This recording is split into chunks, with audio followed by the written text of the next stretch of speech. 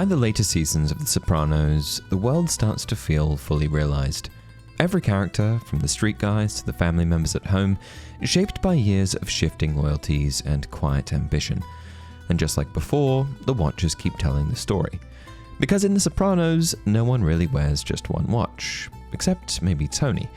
The rest, they rotate through timepieces like they do loyalties, using each one to say something different about who they are and where they stand.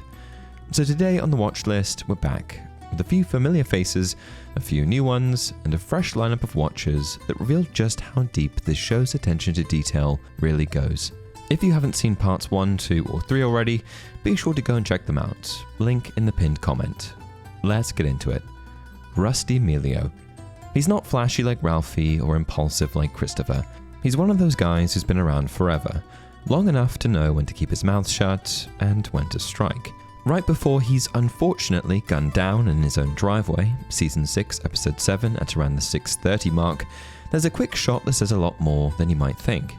On his wrist appears to be a Cartier tank, likely a tank solo large, a reference similar to WSTA 0028 or W101 8355 based on the case shape, Roman numerals, and sapphire cabochon. The tank solo line launched in the early 2000s, making it period perfect for the Sopranos' later years, a watch you could easily see a quietly wealthy man picking up in Manhattan around 2004, right before everything started to crumble. At roughly 27 by 34 millimeters, it's refined but assertive, not oversized, not timid, just classic. Inside beats a Swiss quartz movement, a reminder that sometimes precision matters more than power. Coincidentally, I just purchased a W101 8355 for my own collection. When new, similar models retailed for around $2,000 to $2,500 USD, though prices have since climbed toward the $3,000 range on the secondary market. Rusty's tank isn't a status symbol, it's an identity, elegant, timeless, but also fragile. And maybe that's the irony. Because just like Rusty himself, the man who tried to hold on to the old ways a little too long, the tank looks indestructible until the moment it isn't. Meadow Soprano, the boss's daughter, caught somewhere between rebellion and refinement. She grew up in a house where money flowed like wine, but respect was always earned the hard way. And by the later seasons, she's not the kid from the pilot anymore. She's grown, polished, and fiercely independent.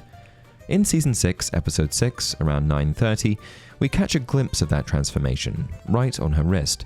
She's wearing what appears to be a Cartier tank française, likely similar to the medium model W510 11Q3, stainless steel, Roman numerals, and that seamless integrated bracelet. The Française debuted in 1996, just a few years before The Sopranos hit TV, and by the early 2000s, it had become the understated luxury watch for powerful women. At about 25 by 30 millimeters, the medium size fits Meadow perfectly, proportional, confident, and professional without feeling dainty.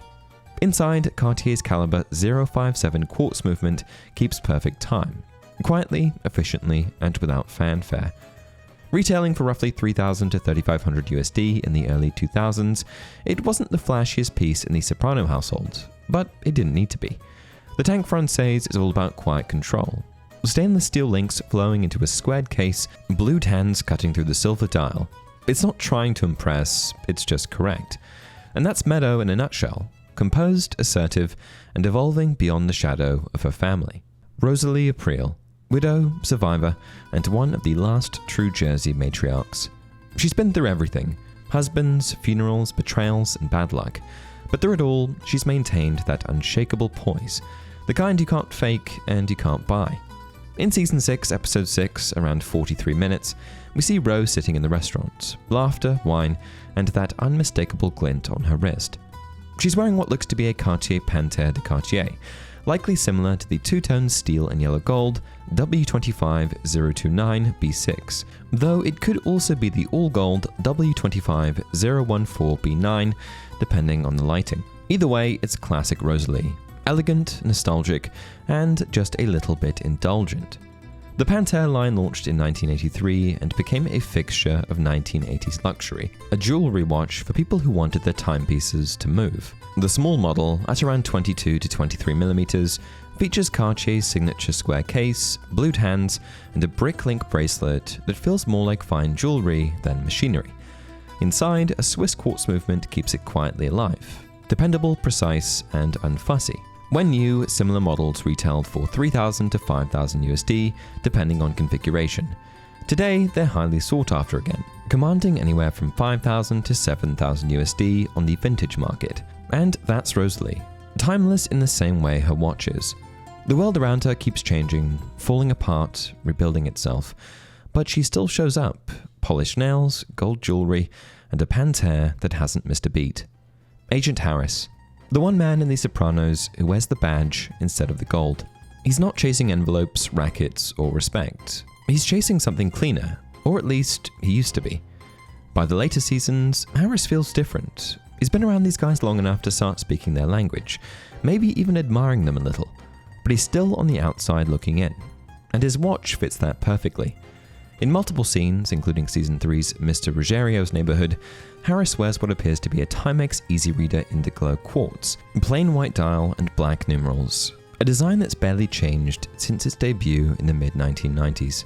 It's exactly what an FBI field agent would appreciate: functional, discreet, and dependable. Price when new, about 30 to 40 USD. And that's the beauty of it. Harris's watch isn't meant to impress anyone. It's meant to work. No self-winding movement, no precious metals, no ceremony. Just a quartz heart that ticks every second with bureaucratic precision. Christopher Moltisanti. We've talked about him before.